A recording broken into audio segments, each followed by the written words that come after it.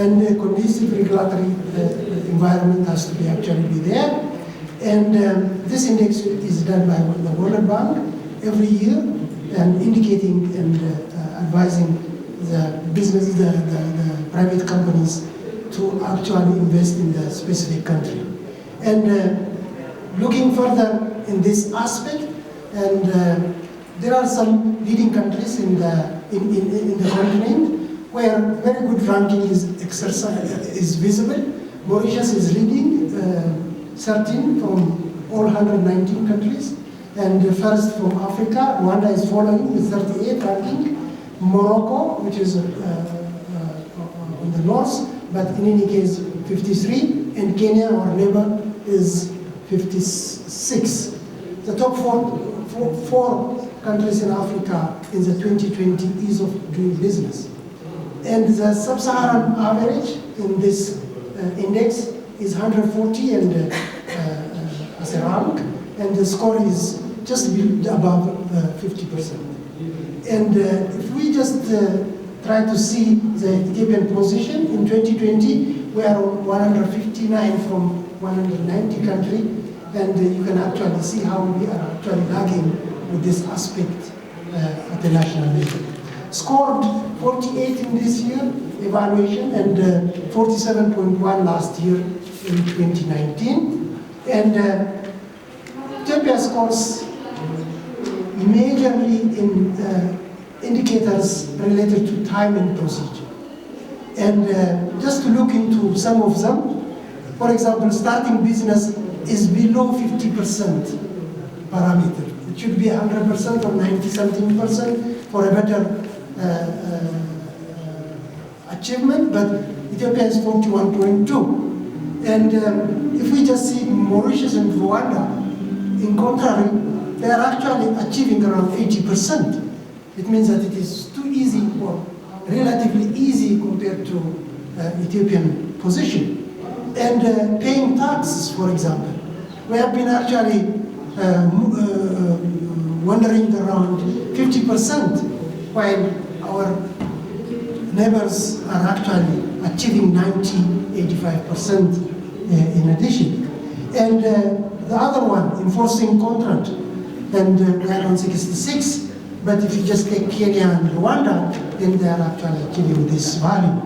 And what will actually tell us this parameter is we have to work a lot towards actually improving this service availability towards establishing the new business here in Ethiopia.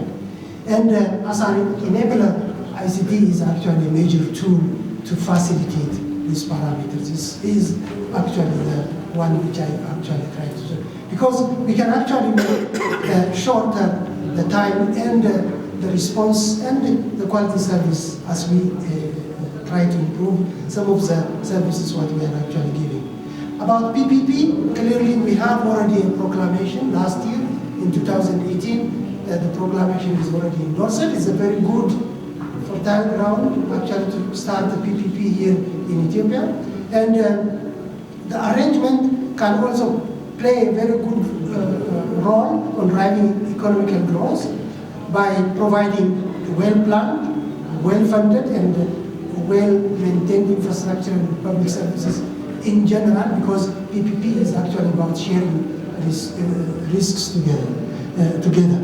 And significant in for the trade facilitation, and rising also the living standard of the people by actually encouraging the business community to come and invest in Ethiopia.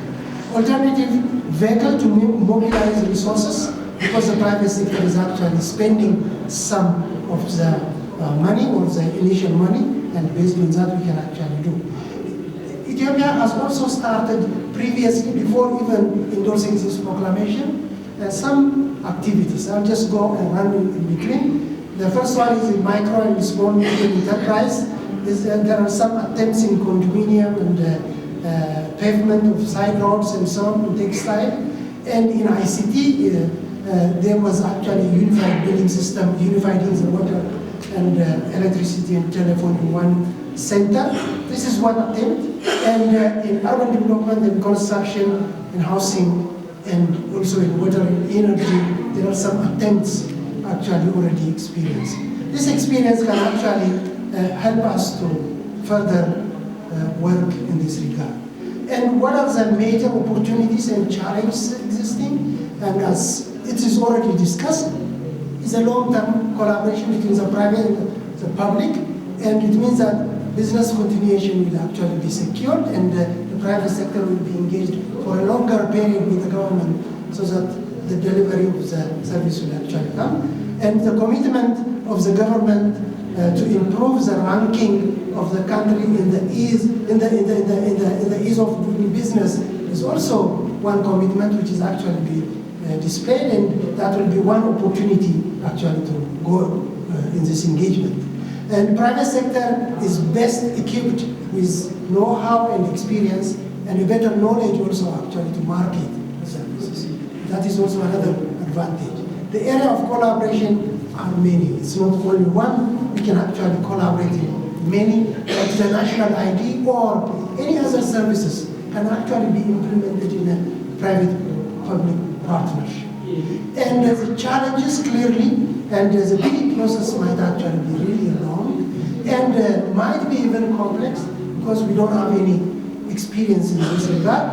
Maintaining stakeholder relationship and involving stakeholders into the actual project might actually be also one. Value for money, as Tendras also spoke, because of the long-term collaboration, then clearly the private sector wants actually to get some advantage while they are actually progressing.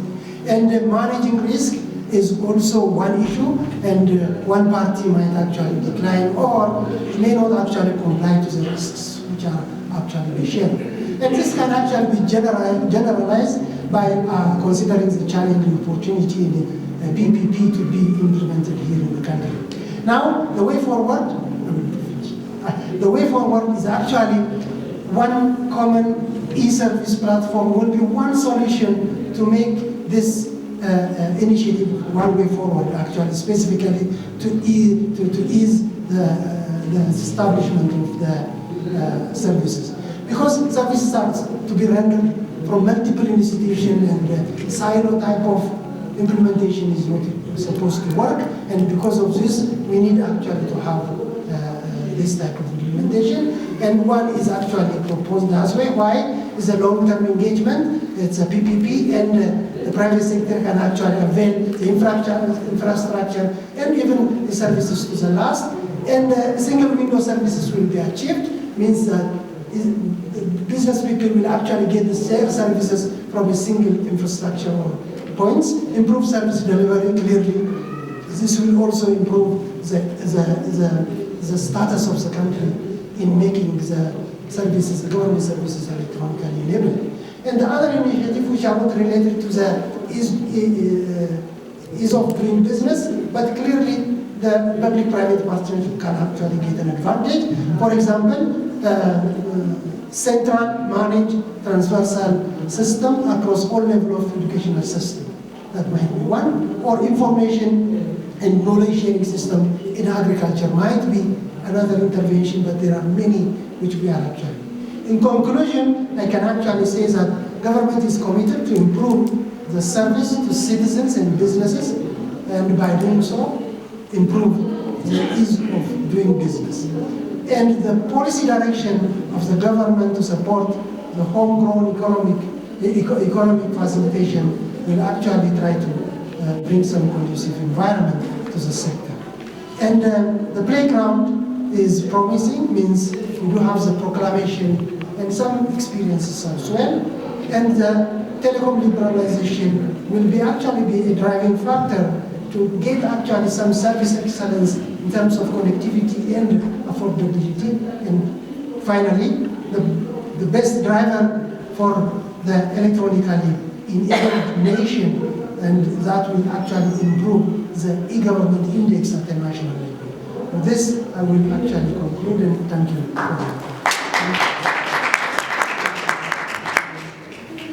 Thank you very much. So could I please ask all speakers in this session to come up here?